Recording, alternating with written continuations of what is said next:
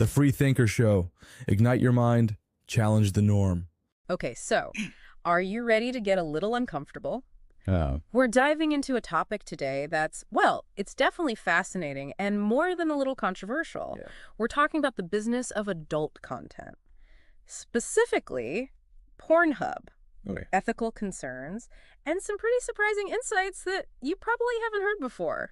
Yeah, it's interesting. We talk about the internet like it's this abstract thing. Right. But this deep dive really gets into the sheer scale of content moderation. We're talking 130 million daily active users.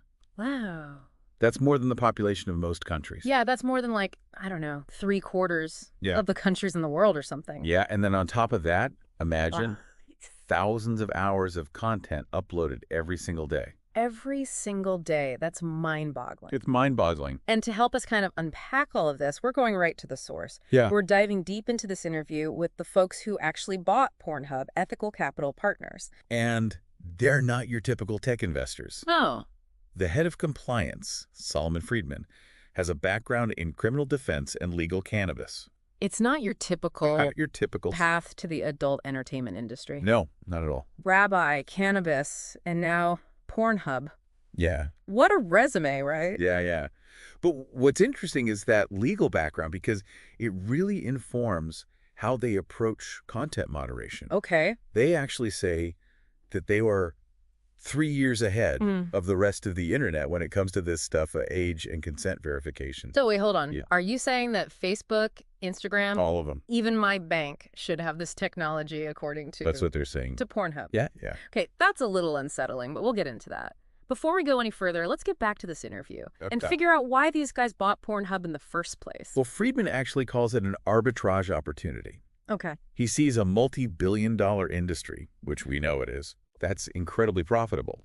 But it's been ignored by mainstream investors. Yeah, it's not exactly dinner party conversation, is it? No, not at all. Hey, how's that adult film? Pass the wine, I'm investing in PornHub. Yeah, exactly. But Friedman says that this is why the industry has lagged behind in things like transparency and accountability. Which other tech sectors have had to kind of... They've had to step up, right? Yeah. Because of all the scrutiny. So Ethical Capital Partners swoops in and they position themselves as the Good gosh. good guys of adult entertainment. Which is a tough sell. It's a tough sell. When you're talking about a company that's faced so many lawsuits. Accusations of hosting illegal content, it's a lot to overcome. It is. But Friedman, he insists that they have a zero-tolerance policy Okay. for illegal content, and they've invested heavily in content moderation. So what are they actually doing? So they talk about mandatory age and ID verification for uploaders, biometric scans, so you can't fake it. And get this, human moderators that review every single video before it goes live. Okay, that sounds incredibly Expensive and time-consuming. time-consuming. It's a massive undertaking. And Friedman admits this. They have hundreds of moderators. They're always working through this backlog. Always playing catch-up. But he argues that this is the price they're willing to pay Okay. for a safer and more trustworthy platform. I get that, but how do you address content that might have been filmed when someone was underage? Even if they're an adult now. That's got to be a nightmare. It's a huge challenge, and you're right to point that out. Because how do you verify that? Yeah. Friedman claims that they have ways to verify age and consent, even retroactively. They look at metadata and even cues within the videos themselves. Like what kind of cues are we talking about? He's very vague on the specifics. Okay. We're taking all the reasonable steps. Sure. Which, let's be honest, a lot of companies facing this kind of scrutiny, that's what they say. Right. They can't exactly reveal all their secrets. Exactly. Give the bad actors a roadmap. But it does leave you wondering. Yeah. And this is where Alexander's perspective is really valuable. Okay. As someone who's been at PornHub for over a decade. So she's seen it all. She's seen it all. Yeah. She's seen the evolution of the platform. And she really understands the challenges firsthand. And as a woman in a leadership position in this industry, I'm sure she has a very Unique viewpoint, yeah. important viewpoint. Yeah. She acknowledges that the industry has changed so rapidly with user-generated content. Right, because it's not just professional studios anymore. Exactly. You can't compare it to how it used to be. Right. So it's almost like It's like the Wild West. the Wild West, exactly. And they're trying to build the fence as they go. Yes, exactly. Okay. And this is where the comparison to a platform like OnlyFans gets interesting. Okay. They're both in the adult space, but their approaches are so different. So how does PornHub stack up? Are they stricter than OnlyFans? Are they more relaxed? What are we talking about here? Friedman seems to actually be proud that PornHub's upload process is more difficult than OnlyFans. Oh, okay. He says their commitment to human review really sets them apart. But OnlyFans has way more users than PornHub. They do. Right. Yeah. So could that stricter approach actually be driving people away? That's a great question. And we don't get a straight answer in this interview. Okay. Friedman insists that their focus on trust and safety is what attracts users who want that certain level of assurance. Okay. But you do have to wonder about the financial implications. Yeah, especially when so much of their revenue comes from advertising. Exactly. They've got to keep the lights on. Right. They've got to find that balance between keeping the platform clean and keeping the lights on. And that is the tightrope It is a tightrope. that they're walking. But he does make a good point that advertisers only care about reaching adults. So every underage user that they can weed out is actually saving them money. That's true. That's a good point. So this leads to probably the most surprising thing in the whole interview. PornHub is advocating for stricter age verification across the board, the entire internet. Really? Even if it means less traffic for them. Even if it means less traffic. That doesn't make any sense. It's not what you'd expect, right? No, it'd be like if the tobacco industry was like, you know what? Cigarettes are bad. Let's have some stricter regulations. Right. It's not something you'd expect them to support. So break it down for me. Why would they want that? Friedman's argument is that the current system is broken. Okay. Those RU18 pop-ups. Please. They're so easy to get around. Right. Not only is it easy to lie about your age, Yeah. but then you have these privacy risks if every adult website starts demanding your ID. That's a good point. Okay. So what's the solution? He's proposing something called device-based age verification. Okay. Device-based. I don't even know what that means. So imagine this. Your phone, your computer, whatever you're using, becomes the gatekeeper. Okay. You verify your age once through your operating system, whether it's Apple, Google, whatever, Right. and you're good to go. So instead of a million different logins for age-restricted sites, your device knows. it's all tied to my device. It's all tied to your device. That is a radical shift. It is. Okay. And Friedman says that not only is this more secure, Okay. because let's be honest, Yeah. kids are way more tech savvy Oh, 100%. than most adults when it comes to finding workarounds. Totally.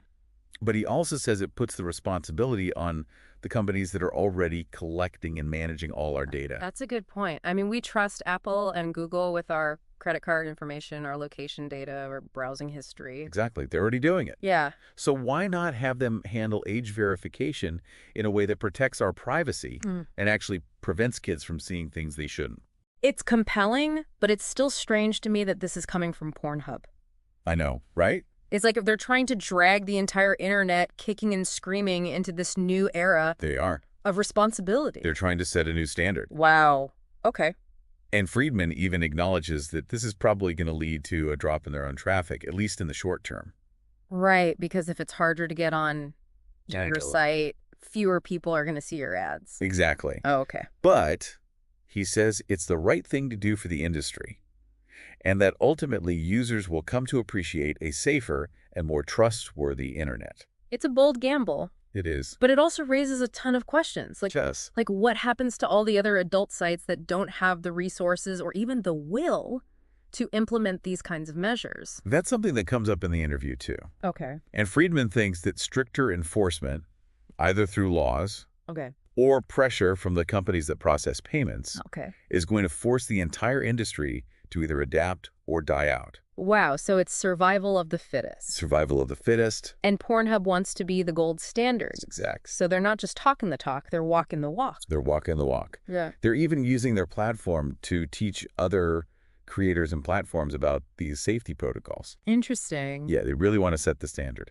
Okay, but this deep dive is about more than just how they moderate content. Right. We're going to get into some really interesting discussions about like the nature of porn itself Yeah. and the people who make it. Right. So stick with us. It gets juicy.